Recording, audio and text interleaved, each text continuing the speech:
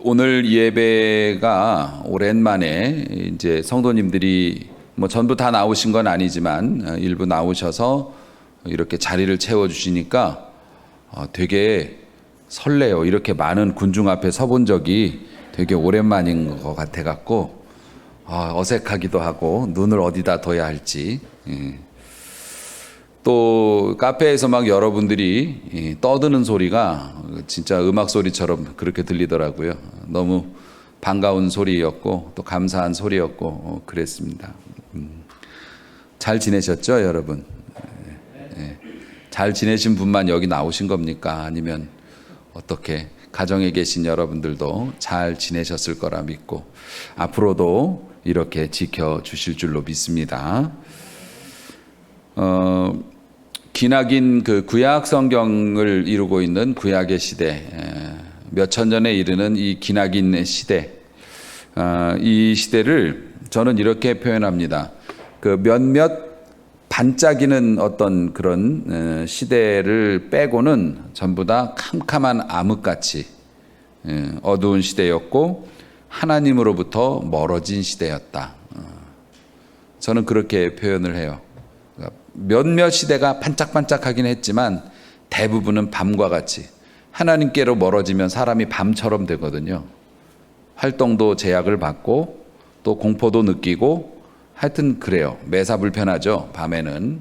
그런 시대였다.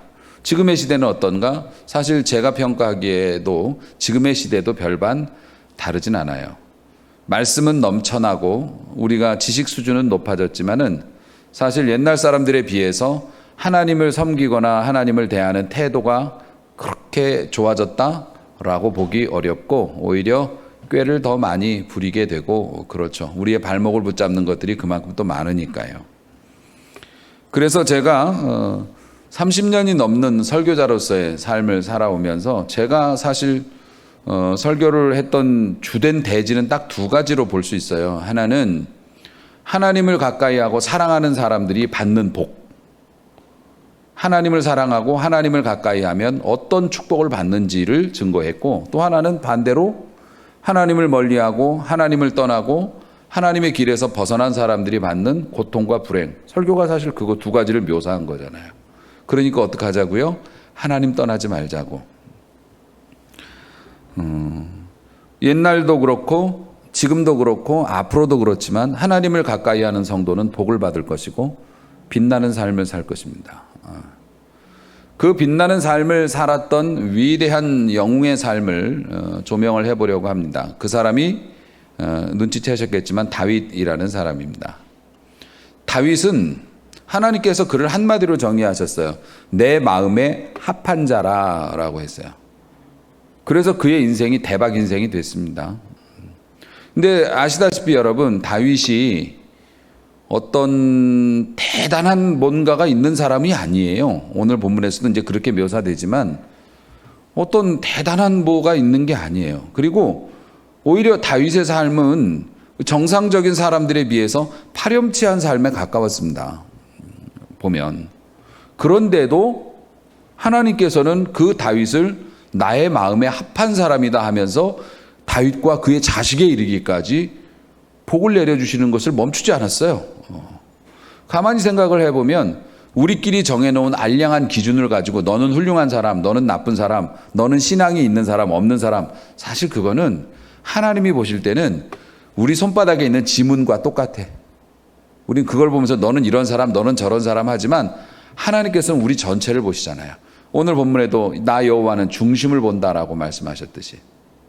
그러니까 사실 우리는 다윗이든 어떤 위대한 믿음의 사람들을 공부할 때 이 사람들이 어떻게 좋은 일을 했고 또 어떻게 바르게 살았고 그래서 우리가 그걸 따라서 해야 된다. 보통 이런 식으로 배우지만 사실 다윗의 삶을 보면 그것을 초월하는 뭔가가 있다고요. 평범한 일반인으로서 하나님의 마음에 합한 사람이 되었던 비결들이 있었다고요. 그것을 깊게 좀 따라가 보려고 합니다. 사실 다윗 그리고 아브라함, 요셉 이 세 사람에 대해서 10년도 더 전이었을 거예요. 아마 기억하실 거예요. 제가 시리즈로 설교를 했던 적이 있었습니다. 근데 이제 10년 정도 지났으면은 여러분들도 잊어버릴 때도 됐고, 그리고 그 원고를 그냥 쓰는 것은 아니고 여러분들도 삶이 많이 변했고 나이도 드셨고 저도 또 하나님 앞에 얻은 은혜가 있으니까 새롭게 그 사람들의 발자취를 따라가면서 우리가 받을 은혜들을 좀 이렇게 추수를 해보려고 합니다. 그 오늘 첫 시간이 되겠죠. 암흑처럼 그렇게 소망이 없던 시대를 살면서도 시대를 거슬러 하나님의 복을 받았던 위대한 사람 다윗. 다윗을 설명하려면 이스라엘의 역사를 조금 알아야 되는데 여러분들 간단하게 설명을 해드릴 테니까 너무 긴장하지 마시고요. 오늘 다룰 내용이 좀 너무 광범위해서 그렇습니다. 이스라엘이 사사시대였어요. 당시에는 뭐 왕이 나라를 다스리는 게 아니라 이스라엘 백성들이 하나님이 세워주신 영적인 지도자를 중심으로 해서 그러니까 종교 공동체였던 거죠. 그게 이제 사사시대라고 그래요. 사사시대 다음이 뭡니까? 왕정시대라고 그래서 왕들이 나타나기 시작하죠. 그러니까 사사시대의 마지막 사사가 누구였냐면 사무엘 선지자였습니다. 아시다시피 사무엘 선지자는 그 엘리 제사장 밑에서 컸어요. 엘리 제사장이 제사장으로 그 나라에 그 사사로 있을 때 사무엘 엄마가 자식을 못 낳아가지고서 서러워서 기도하다가 서원을 하죠. 나에게 아들을 주신다면 바치겠다고. 그래가지고 정말 아들을 주셔가지고 낳은 아들이 사무엘인데 그 사무엘을 젖대고 바로 성전에다 갖다 그냥 내려놨어요. 성전에서 키워달라고. 젖대고 성전에서 내려놨으니까 이스라엘 사람들은 돌잔치를 3년 되던 해에 하거든요. 만 3살 때 해요. 그러니까 젖대고 돌잔치니까 3년이지만 만 3년이니까 2년 24개월 좀 더 넘었을 때였을 겁니다. 그 갓난쟁이를 성전에다가 하나님 앞에 약속한 대로 바쳤어요. 그래서 거기에서 어려서부터 그 제사장들 손에서 큰 거예요. 또 그 성전에는 여자들도 있었거든요. 시중들은 여자들도 있었기 때문에 이제 그렇게 해서 크고 때 되면 엄마가 옷을 지어서 애기 옷을 커갈수록 이렇게 갖다 주면서 애기 만나고 그랬죠. 그렇게 컸던 사무엘. 엘리 제사장 시대는 눈이 먼 시대였어요. 가뜩이나도 지금 어두운 시대인데 엘리 제사장은 하나님의 말씀을 듣는 촉이 없어가지고 어린 사무엘이 부르는 소리를 듣고 달려가도 엘리는 못 들었으니까 나중에 한 3번 가니까 하나님이 너한테 말씀하시나 보다. 네 이름을 부르면 내가 부른 거 아니니까 예 하나님 저기 있어요라고 대답해라. 그렇게 해줄 정도로 그랬습니다. 그 아들에게 제사장의 직분을 또 물려줬죠. 당시에 그 제사장은 세습이었으니까 물려줬습니다. 물려줬는데 홈니와 비느하스라고 하는 아들도 영적으로 둔감했어요. 그래서 나라가 막 엉망진창이고 블레셋과 전쟁이 벌어졌는데 질 것 같으니까 성전에 와서 언약궤 내놓으라고. 우리 언약궤 가지고 나가겠다고. 이 인질로 삼는 거죠, 하나님을. 설마 뭐 이게 언약궤를 몰고 나갔는데 언약궤 뺏기게 하시겠어? 하나님이 급하면은 이기게 해주시겠지. 이러면서 나가는데 좋다고 그걸 또 수행을 하고 왔어요. 목숨 걸고 반대를 했어야 되는데 아들들이. 홈니와 비느하스가 그렇게 나갔는데 그 이전에도 그들의 삶이 엉망진창이었어요.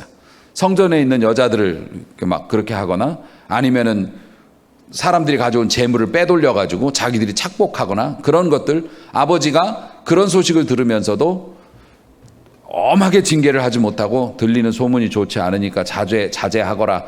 고작 그 말 한마디 하고 결국 전쟁에서 패하고 언약궤도 뺏기고 그 아들 홈니와 비느하스도 하루아침에 전쟁터에서 죽임을 당하고 의자에 앉아서 전쟁의 소식을 기다리고 있던 엘리 제사장에게 당신의 2 아들이 죽었고 전쟁은 졌고 언약궤는 뺏겼다고 그러니까 이 사람이 충격에 놀라서 뒤로 자빠져서 목이 부러져서 죽었어요. 그렇게 자기 남편과 시아버지가 죽었다는 소식을 듣고 임신했던 며느리가 몸을 구부려서 고통을 느끼면서 해산을 하고 아들을 낳았는데 아들을 낳았다고 해도 기뻐하지도 않고 이가봇이라는 말만 남기고 죽습니다. 며느리도 난산으로 인해서. 이가봇이 뭡니까? 하나님의 영광이 떠났다. 하나님의 영광이 떠났다. 그렇게 당시 이스라엘 상황이 뭡니까? 전쟁에서도 졌죠. 목사님도 없어졌죠. 교회도 없어졌죠.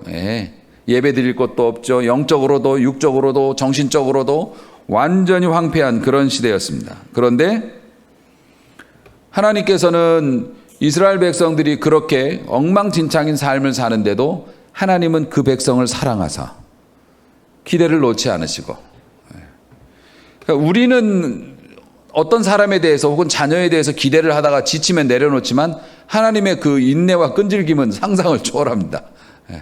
하나님은 그래도 한 줄기 빛을 남겨주셨던 것이 사무엘이었어요.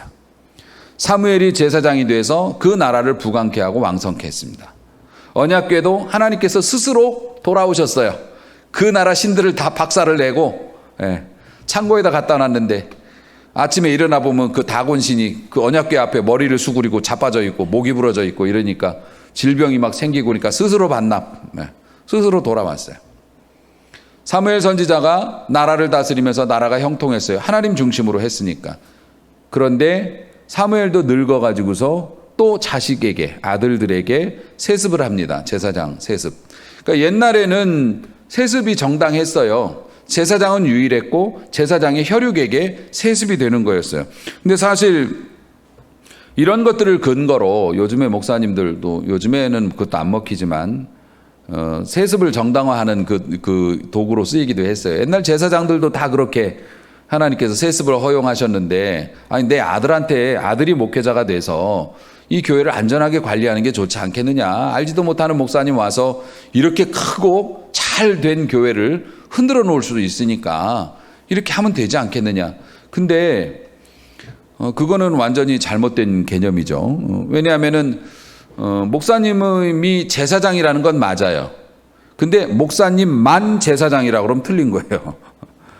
우리도 제사장, 여러분들도. 우리는 하나님을 믿고 하나님과 이 세상 사이를 연결하는 사명을 맡은, 그래서 만인 제사장주의라고 하죠. 그래서 목사님도 제사장인 건 맞는데 목사님만 제사장은 아니죠. 그러니까 그런 거를 근거로 뭐 세습을 주장하는 거는 그건 궤변에 가까운 얘기고요. 자, 사무엘이 자식들한테 이거를 물려줬는데 자식들도 어쩌면 그래. 이렇게 아버지만큼 믿음이 좋은 자식들이 이렇게 별로 없는 것 같아요, 보면. 엘리 제사장도 그렇고 사무엘의 아들들도 골치 아팠어요. 사무엘상 8장 1절에서 이렇게 1절부터의 말씀을 보면 사무엘이 늙었어요. 그의 아들들을 이스라엘의 사사로 삼으니 장자의 이름은 요엘, 차자의 이름은 아비야. 그들이 브엘세바에서 사사가 됐는데 그의 아들들이 자기 아버지의 행위를 따르지 않고 아버지처럼 이렇게 신실하게 안 하고 이익을 따라 뇌물을 받고 판결을 굽게 했다. 사사들이 옛날엔 재판 역할도 했거든요. 뇌물 갖다 주면 그 나쁜 사람이 이겼다고 손들어 주는 거예요. 이런 식으로. 그런 것들이 공공연히 행해지는데 제사장이니까 말을 못해. 이런 상황이 됐어요. 그래서 사람들이 환멸을 느껴요. 백성들이 제사장에 대해서. 그래서 이 사람들이 속에 있던 얘기를 꺼냅니다. 라마라고 하는 도시, 이스라엘에서 8km, 예루살렘에서 8km 떨어진 라마라는 도시에서 백성들의 대표하고 사무엘 선지자하고 회담을 해요. 라마에서 회담을 하면서 이 백성들이 사무엘 선지자한테 이런 얘기를 합니다.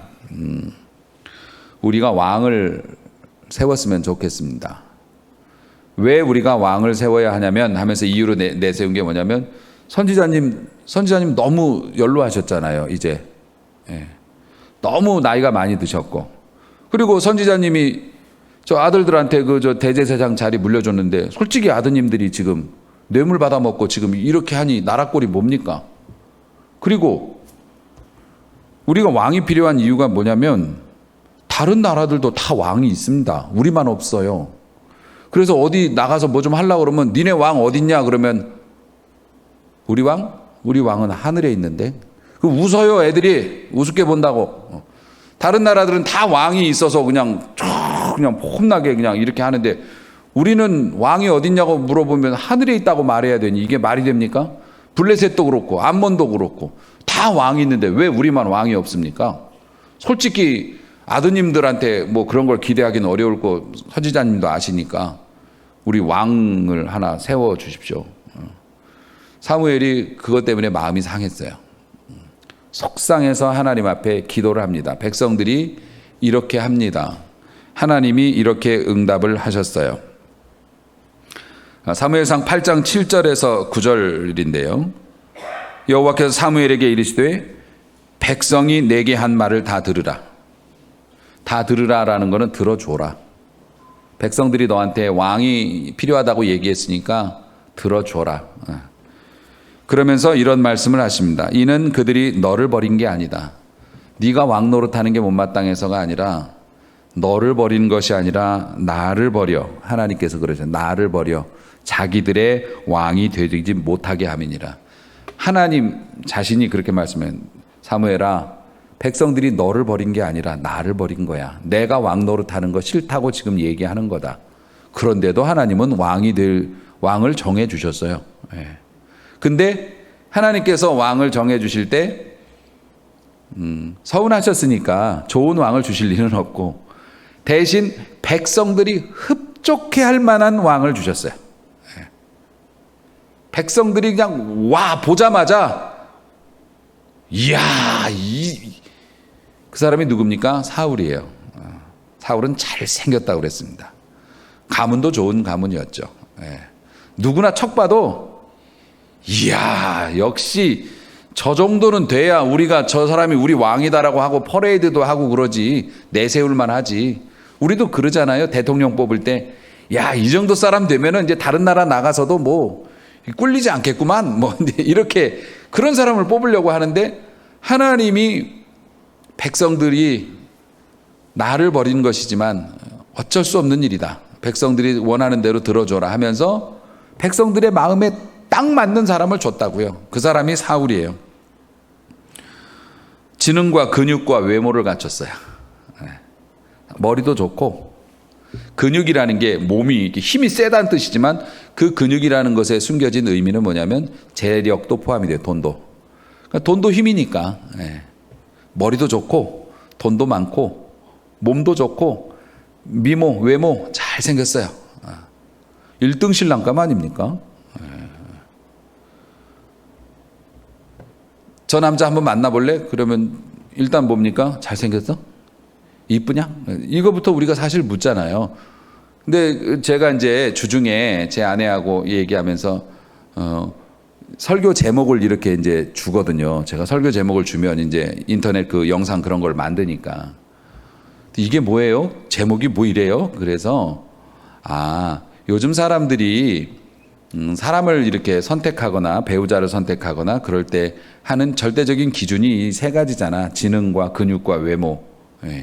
하나님은 이제 그런 걸 안 보신다는 뜻이야. 숨겨져 있는 뜻이지. 그랬더니 막 화를 내는 거예요. 제 아내가. 목사님, 성도님들 시험 들어요. 우리 성도님들은 꼭 이런 식으로만 사람을 선택하지는 않아요. 사람의 인품도 있고 신앙도 있고 그런 거 다 보시는 분들은 이렇게 단정적으로 목사님이 세상 사람들은 지능과 뭐 근육과 외모만 가지고 사람을 선택한다라고 말하면 시험 드실 수도 있어요. 그거 조심해서 말씀하세요. 그러더라고요. 근데 가만히 생각해 보니까 지가 그렇게 선택한 거야. 나를. 근육도 없고 외모도 없는데 머리는 좋은지 안 좋은지 모르겠고 크긴 한데 뭐 이제 그런 거지. 그러니까 자기가 그런 선택했으니까 다른 사람들도 그럴 수도 있으니까 그러라고 얘기는 했는데 그런 것 같긴 한데 물론 여러분들에게 뭐 그런 게 아니라 일반적으로 세상 사람들이 우선 먼저 보는 게 그거잖아요. 아무래도 돈 있는 사람, 잘생긴 사람, 힘 있는 사람, 머리 좋은 사람 이런 것들 선호하잖아요. 목사님도 서울대 나왔다 그러면 그냥 묻지도 따지지도 않고 그냥 오시는 분들 많잖아요. 여러분 결국에는 그런 이제 모습의 사울이 딱 하나님으로부터 낙점을 받고 사울이 수레 뒤에 숨어 있다가 이 사람이요 하고 탁 일어서니까 백성들이 막 열광을 하면서 만족을 했는데 그때 당시에 나이가 40 정도 됐으니까 40이면 진짜 원숙한 나이잖아요. 장년으로서 알 거 다 알고 배울 거 배우고 이제 이렇게 세상을 향해서 베풀면 되는 원숙한 나이인데 그런데 그 사울이 임금으로서 어떻게 살았습니까? 조급했죠. 쉽게 화를 내죠. 나중에 이게 머리가 돌아가지고 질투심에 머리가 돌아가지고 자기의 생명의 은인이고 나라의 은인이었던 다윗을 죽이겠다고 쫓아다녔죠. 그것을 가로막는 제사장들을 사륙했죠. 미치광이가 됐어요. 백성들이 퍼펙트하다고, 완벽하다고, 저 사람 괜찮다고 그렇게 해서 했는데 얼마 가지 않아서 사람의 기준으로 선택한 사람이 어떤 사람인지를 적나라하게 보여줬죠. 결국 사람들이 선택하는 사람이라는 게 결국 그 정도라는 거죠. 그러니까 우리가 무언가를 선택할 때 하나님의 기준이 아닌 사람의 기준만으로 선택을 하면 그게 배우자가 됐든지 직원이 됐든지 누가 됐든지 간에 결국 사울 꼴을 나는 거죠. 완전할 수 없으니까. 이스라엘 백성들은 하나님을 멀리 떠나 있어요. 그 당시가. 그리고 하나님을 대신해서 자기들이 왕으로 삼은 사람들은 자기에게 스트레스를 주는 사람이 돼버렸어요. 환멸을 또 느끼고 있어요. 솔직히 말해서 왕을 달라고 한 것부터 실수잖아요. 그리고 왕을 달라고 해서 줬는데 그 왕 때문에 스트레스를 받고 그래서 교회 또 안 나간대. 자기들이 원하는 사람을 줬는데 그 사람 싫어서 교회를 안 나간대. 못 살겠대. 그러면 솔직히 하나님께서 쌤통이다 이놈 자식들아. 너희들이 그렇게 했으니까 당연히 죄값을 치러야지. 내버려 두실 법도 한데 또 거기에 희망의 빛을 또 주세요. 하나님께서 이제는 내가 세운 사람으로 이 백성을 이끌리라. 그러면서 사무엘 선지자한테 사무엘 너도 알다시피 사울이 이렇게 돼서 내가 사울을 버렸으니까 사울의 뒤를 이어 왕이 될 제목을 너에게 알려줄 테니까 너는 예루살렘으로 가라. 사무엘이 그 위대한 사무엘도 두려워했어요. 하나님, 사울이 지금 완전 미쳐 날뛰고 있는데 사울이 내가 후계자를 낙점하는 걸 알면 나도 죽일 겁니다. 걱정 말고 가라. 그래가지고 이 사람이 예루살렘으로 갔어요. 오늘 읽은 본문이 그 내용이에요. 가가지고 거기서 있는 이제 장로들이라고 하는 건 그 도심의 성읍에 사는 높은 사람들이 중앙에서 그 위대한 선지자가 내려온다 그러니까 뭐 벌벌 떨면서 나갔죠. 무슨 일로 오셨습니까? 뭐 나쁜 일로 오신 건 아니죠? 평안입니까? 라고 물어본 이유가 좋은 일로 오신 거겠죠?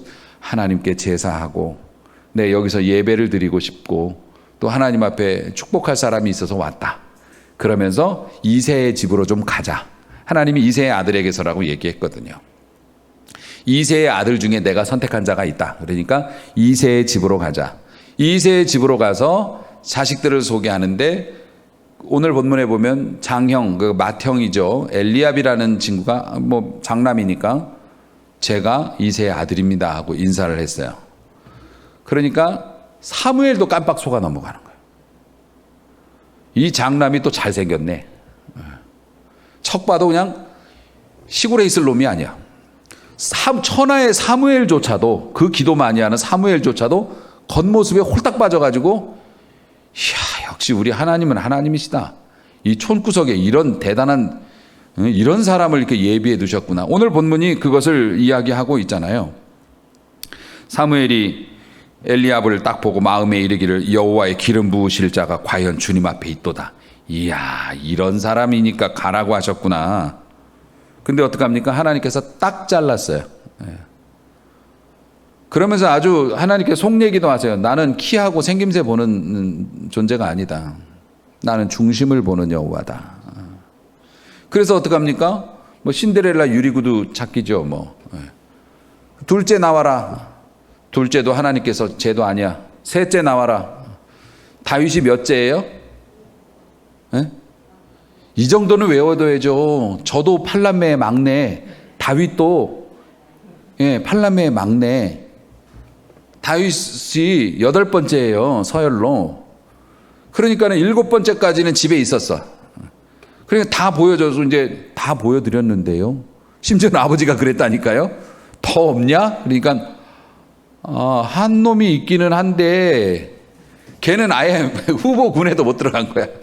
한 놈이 있긴 한데 걔는 지금 저기 양 치러 나갔는데요.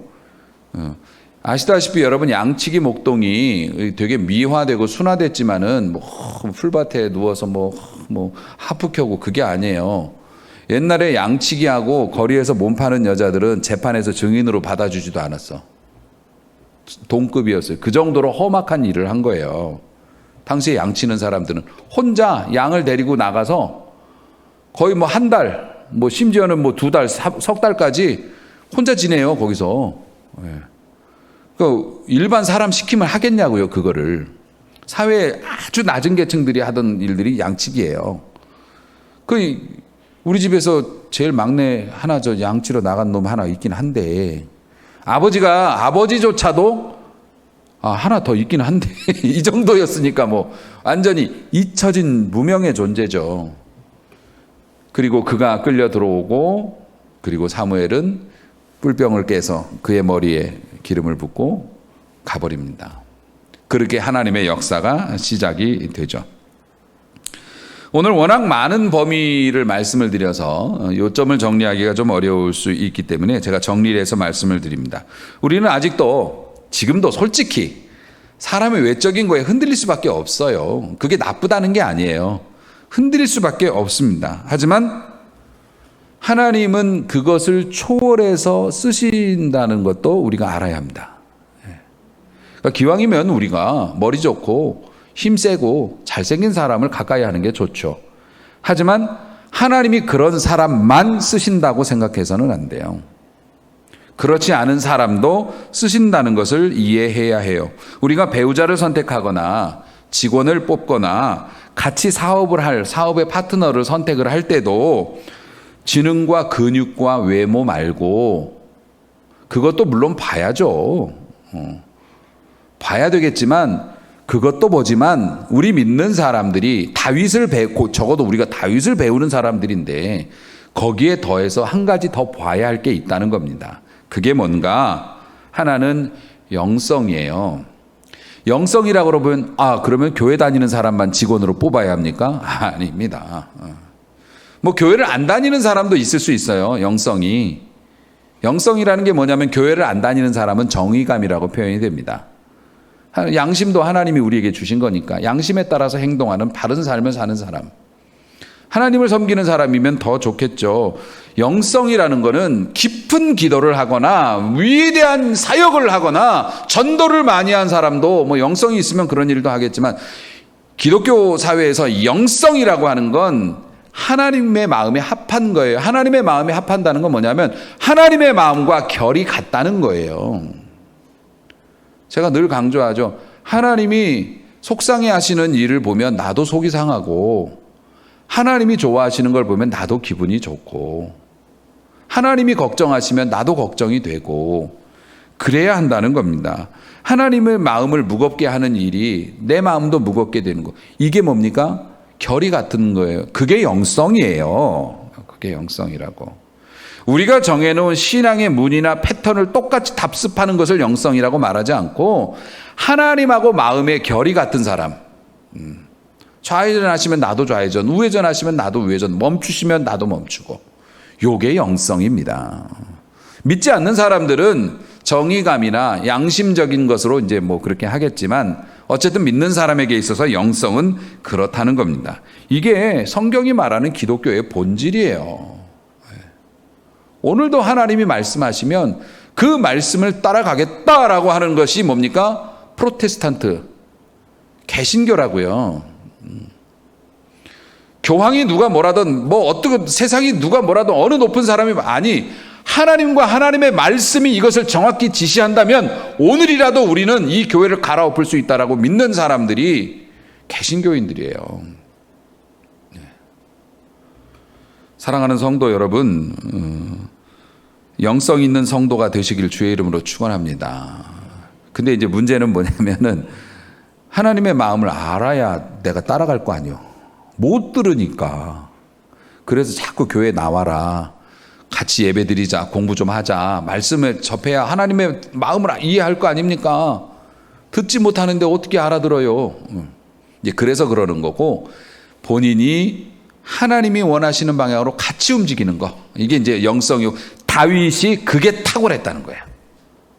양심이 불량하기도 했고 파렴치하기도 했고 뭐 작은 소년이기도 했고 별 볼 일 없는 뭐 막내이기도 했고 뭐 그런 사람이었지만 이게 탁월했다는 거죠. 하나님이 그걸 아주 귀히 여기셨다는 겁니다. 또 하나는 그 종의 마음이죠. 다윗은 사실 왕으로 살았잖아요. 거의 대부분을 왕으로 살았지만 하나님 앞에서는 진짜 어린애기였어요. 딸랑딸랑. 그러니까 내가 가지고 있는 사회적인 신분이나 이런 것들, 그런 것들보다 늘 하나님 앞에 엎드리는데 능숙했죠. 종의 마음을 가진 사람이 옆에 있는 게 참 중요해요. 그래서 다른 사람을 잘 섬기고, 왜냐하면 자기가 왕이라고 생각하는 사람들은 진심으로 섬길 수는 없죠. 종의 마음을 가진 사람들. 그리고 다윗이 가졌던 또 하나의 자질이 있어요. 그러니까 여러분들이 근육과 뭐 외모 뭐 이런 것들보다 더 중요하게 좀 봐야 되는 게 뭐냐면은 진실함이에요. 진실함. 성경에서 말하는 진실은 우리가 쓰는 말로 번역하면 성실이에요. 성실해야 진실할 수 있는 거잖아요. 진실한 사람이 성실한 거예요. 왜냐하면 사장이 안 보는 데서도 진실한 사람은 열심히 일해요. 그게 성실이고, 진실과 성실은 한 말이에요. 성경에서는 그래요. 다윗이 좀 그런 면이 있기는 했답니다. 다윗이 하나님 앞에서 받은 훈련이 고독 훈련이었거든요. 광야에 나가면 아무도 없어요. 인터넷도 안 돼. 휴대폰도 없어. 갖고 놀 것도 없어요. 그냥 양떼를 따라다니면서 지켜보는 것밖에 없고 할 일이 없어요. 정말 고독합니다. 여러분, 고독을 여러분들이 경험하지 못하면 정말 큰 자기 중심 잡기가 되게 어렵죠. 뭐 중요한 얘기를 들어야 될 때 뭡니까? 조용히 해봐. 이거 좀 들어야 돼. 그렇잖아요.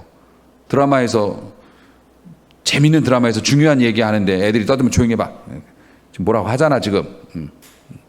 그런 것처럼 여러분은 언제 한번 머리가 띵해질 정도로 조용해 본 적이 있으신가요? 막 떠들다가 혼자 가만히 있으면 이게 띵 해질 정도로 이렇게 조용하잖아요. 그런 시간이 얼마나 있으신가요? 틈만 나면 핸드폰, 틈만 나면 테레비, 틈만 나면 친구들 전화, 뭐 정신없이 이렇게 하다가 띵 하는 순간 잠들어가지고 여러분, 그 고독 훈련이 어떤 사람은 병원에 입원해가지고 강제로 고독되기도 하고, 어떤 사람은 뭐 정말 사람을 피해 다녀야 되는 뭐 그런 처지에 놓이기도 하고 그렇게 됩니다만, 다윗이 그것을 훈련을 받았어요. 그러니까 이제 겸손해질 수 있었죠. 그런데 그 학자들은 그렇게 얘기해요. 다윗이 거기에서 혼자 무명으로 잊혀져서 고독하게 살아갔던 그 순간, 그 시간이 왕으로서 사는 것을 배우는 시간이었다. 왕답게 살 수 있는 거. 왜냐하면 왕이 되면 그런 것과 이제 거리가 멀어지죠. 유명해지고 바빠지는데, 그런 고독했던 무명의 시간들을 거치면서 왕이 어떻게 살아야 되니, 왕이 됐을 때 내가 옛날에 이랬는데 지금은 이렇구나. 그러니까 균형을 잡을 수 있었다는 거죠. 몰입되지 않았다는 거죠. 그리고 다윗의 큰 특징이 뭐냐면 현실적이었어요. 현실적인 그리스도인이 되시길 주의 이름으로 축원합니다. 현실적인 그리스도인이라는 게 세상을 의지하라는 게 아니라, 다윗이 시간이 많았잖아요. 벌판에서 그러고 있었잖아요. 다윗이 한 게 두 가지가 있어요. 벌판에서 열심히 했던 게, 남보다 잘했던 거. 하나는 뭐냐면 음악을, 그래서 거기서 이렇게 뭐 수금을 잘 타가지고, 그 하프 같은 거거든요. 그런 걸 잘해가지고 나중에 그 골리앗을 죽인 이후에도 궁중에 자주 드나들었어요. 일회성에 그치지 않고. 왜냐하면은 이게 사울이 머리가 아주 깨질 듯이 아픈데 악신이 막 그 머리통을 그냥 쪼아먹고 있을 때 다윗이 와서 음악을 켜주면 그게 그렇게 또 나았다네. 그게 음악 치료의 최초의 거시기가 아닌가 싶어요. 그리고 다윗이 그렇게 함으로 말미암아 또 글도 많이 쓰고, 그래서 시편이 또 탄생될 수 있었던 밑거름이 됐고요. 그리고 다윗이 거기에 있으면서 돌팔매질을 잘했어요. 왜냐하면 짐승들 이제 쫓고 싶은 마음에, 내 양 지킬 마음에 열심히 연습했어요. 그래서 그거 언제 써먹었습니까? 나라를 구하는 일에 써먹었어요. 초탄 명중이요. 그것도 두 번도 아니요. 그러니까는 다윗이 뭡니까? 광야에 있는 동안에 현실적인 삶을 살았어요. 꿈만 꾸고 누워 있었던 게 아니죠. 우리도 무명의 시기에 또 일을 할 수 없거나 신앙생활을 제대로 할 수 없는 상황이라고 그렇게 그냥 그것을 누리지만 마세요. 언제부터 우리가 예배를 거부할 권리를 가진 겁니까? 요즘에는 예배를 거부하는 게 권리가 됐어요. 우리가 언제부터 그게 권리가 됐나요? 그런 시대를 살고 있어요. 그렇더라도 그러면 여러분들이 다윗처럼 무명으로 또 광야에 있는 것처럼 신앙적으로는 영적으로는 그럴 때 현실적인 그리스도인은 뭡니까? 연습해야죠. 더 하나님 앞에 기도도 하고 말씀도 한 번씩 열어보고 설교도 한 번씩 더 들어보고 그렇게 연습해야죠. 하나님은 그런 사람을 기억하고 써주신다는 겁니다. 제일 못생기고 못난 놈, 제일 별 볼 일 없는 놈을 쓰시는 게 아니에요. 하나님께서는 마음이 합한 사람이라면 어느 바닥에 있어도 꺼내서 쓰십니다. 아멘. 그런데 제대로 쓰임 받으려면 어떻게 해요? 고독의 훈련도 받고 또 뭐 진실해야 되고 하나님과 마음의 결도 같아야 되고 성실해야 되고 더군다나 뭐라고요? 현실적인 그리스도인. 그 주어진 상황 속에서 멀리 뻗을 수 없으면 그 안에서라도 꼼지락꼼지락을 해야 된다는 거죠. 그러니까 열심히 살으라는 얘기입니다. 환경 탓하고 그러면서 그 우산 속에 들어가서 숨어 있지 말고 다윗처럼 우리가 제한된 환경 속에서도 그래도 열심히 뭔가라도 해보려고 노력하는 그런 모습. 그런 사람들이 하나님 앞에 이렇게 붙잡혔을 때 놀라운 힘을 발휘할 수 있는 거죠. 다윗은 나라를 다스리는 그런 사명을 받은 사람이고 우리는 뭐 나라를 다스리는 사명은 아니지만 여러분 우리가 숨질 때까지 아무리 우리가 늙고 나이가 먹었어도 하나님께서 우리에게 주시는 사명은 계속 있어요. 해야 될 일이 있고 꼭 우리가 말해줘야 될 사람이 있다고요. 옆집 사람이든 뒷집 사람이든 형제든 자식이든. 그러므로 우리도 하나님의 손에 붙잡혀 쓰임받을 수 있으니 중심을 보시는 여호와 앞에 그 마음이 진실하시기를 축원합니다. 현실적인 그리스도인으로 사시길 바랍니다. 다윗처럼 기가 막힐 다윗은 기도할 때마다 그렇게 기도했어요. 하나님 도대체 제가 뭐라고 저 같은 놈을 불러서 이렇게 사용해 주십니까? 우리도 그렇게 고백할 수 있기를 원하고 또 고백해야 되게 하고 우리의 자녀들도 그런 고백을 하면서 살아가는 정말 복된 다윗을 닮은 성도요 자녀들이 될 수 있기를 주님의 이름으로 축원합니다. 기도하시겠습니다.